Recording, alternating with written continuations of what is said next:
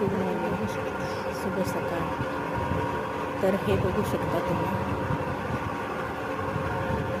मकर संक्रांतीचे खांब बनवायला चालू आहेत. तर हे अशा प्रकारे बनवतात. मातीपासून बनवलेले आहेत. हे आमचे सासरे आहेत.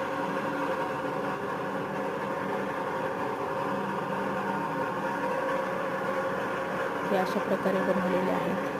हे बनवून ठेवलेले आहेत वाळायसाठी. हे चालू आहेत बनवायला.